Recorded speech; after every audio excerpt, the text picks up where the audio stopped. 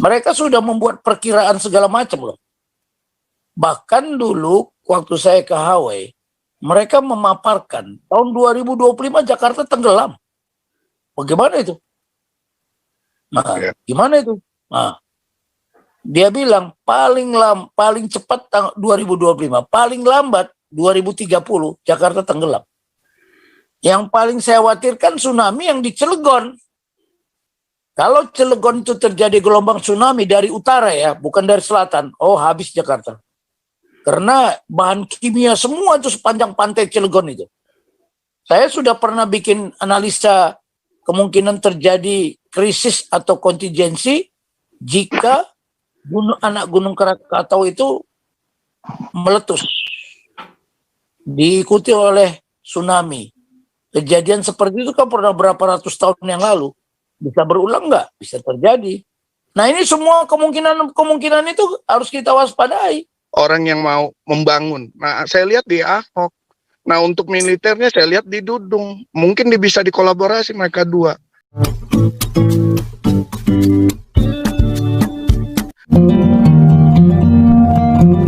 Belum lagi ancamannya bertubi-tubi. Coba lihat situasi sekarang. Gempa sering terjadi. Ya, kalau umpamanya pada saat pemilu nanti terjadi gempa bumi atau terjadi tsunami atau terjadi macam-macam lah. Apa bisa terjadi? Bisa darurat. Nggak tahu lah kita. Tuhan yang tahu itu nanti. Tuhan yang tahu. Makanya seizin Tuhan nggak pemilu ini berjalan lancar. Kalau Tuhan nggak izinkan, mau apa? Ini memang kan kalau lihat ramalan Nostradamus, memang dibiarkan mereka masuk ke jantung-jantungnya orang Kristen.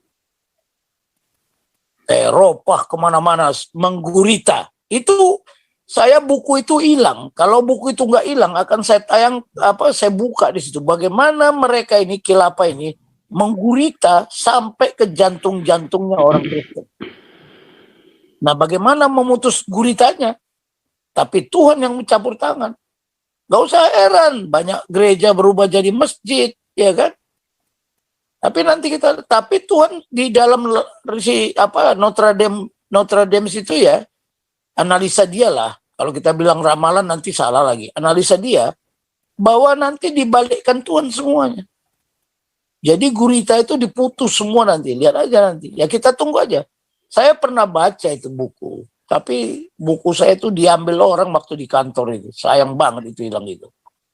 Jadi mereka menggurita jangan heran. Tapi kelihatannya kok Tuhan sudah bekerja. Diputus satu-satu guritanya kan. Ya kan. Nah itulah. Jadi mungkin tidak guritanya itu belum sempat menjadi oktopus kan gitu aja.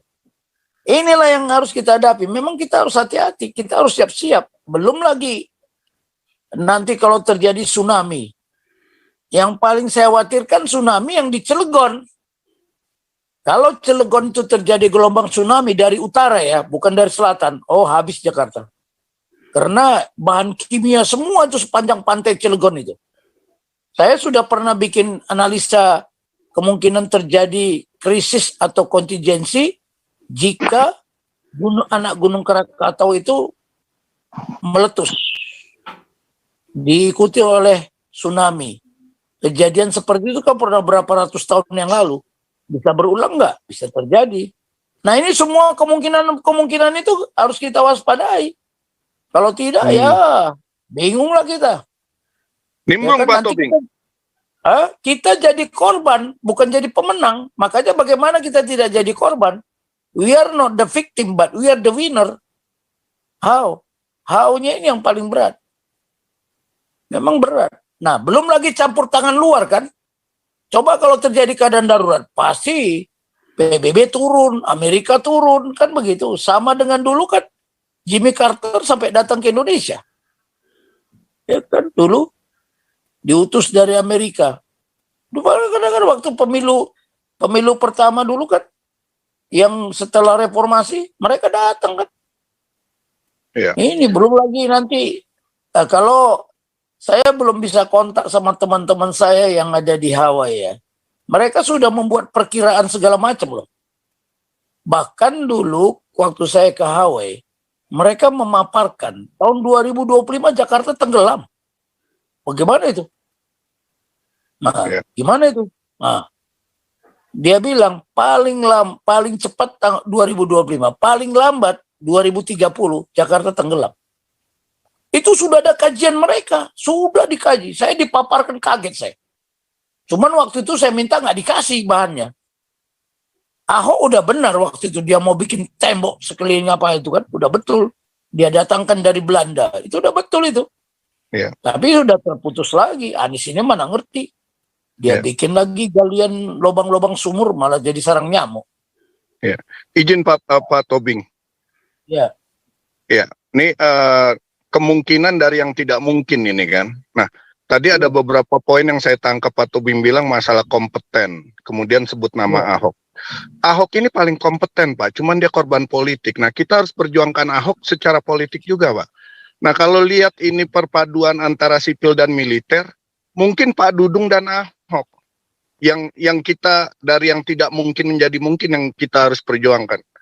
Ahok ini paling kompeten Pak, dia paling jujur, paling memperhatikan rakyat yang tidak beruntung, dia menegakkan keadilan. Nah, kalau si Ganjar bukannya apa ya Pak? Ini seperti jalan di tempat. Ini kayak twin brothernya si Jokowi nanti dia. Sama aja. Kita nggak keluar dari kotak. Iya, pakai ewu lagi ntar. Iya. Sementara kalau kita bicara jujur, orang Solo sama orang Jogja nggak cocok loh Pak. Nggak cocok. Mereka nggak suka nih Jokowi naik sebenarnya. Karena berasal dari Solo. Dan ada historinya juga, orang Solo katanya dulu waktu zaman Belanda jadi Ken Aroknya perjuangan orang Jawa. Nggak tahu bener apa enggak. Tapi poinnya gini, ini kita bicara Indonesia. Kita udah nggak bisa lagi main sukuisme, main itu. Enggak.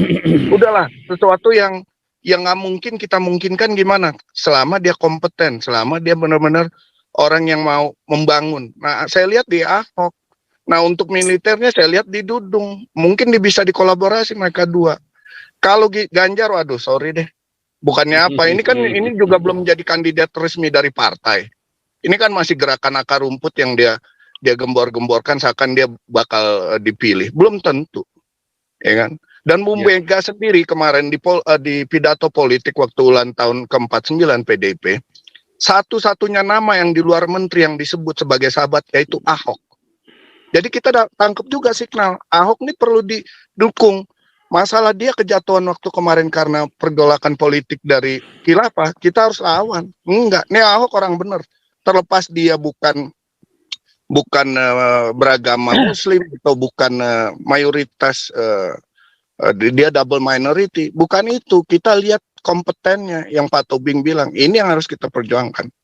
Kalau memang mau Indonesia maju ya, kalau mau jalan di tempat terus ya gini aja terus. Nah, ini 9 naga juga punya pengaruh kan, karena mereka yang punya uang, pendanaan pemilu dari mereka. Mungkin Pak Santi Amir bisa cari link-linknya, pendekatan. Kita open minded aja, kita bicara. Kalau memang untuk kebenaran, kebaikan Indonesia ke depan. Masalah si Andika, anak mantunya si Hendro Priyono punya kunci waktu si Jokowi dicalonkan. Dia yang bermain betul-betul dia ujung tombaknya untuk Jokowi naik. Nah, ini harus bicara, mungkin Dudung juga instead of Andika. Nah, mungkin ini membuka kita punya wawasan yang dari mungkin karena sudah hampir 12:30 di sana. Ini luar biasa ya, kita bicara dari ini memang arahnya semua mau 2024. Kita tidak akan terjebak di 2024, tetapi memang harus kita pikirkan dari sekarang.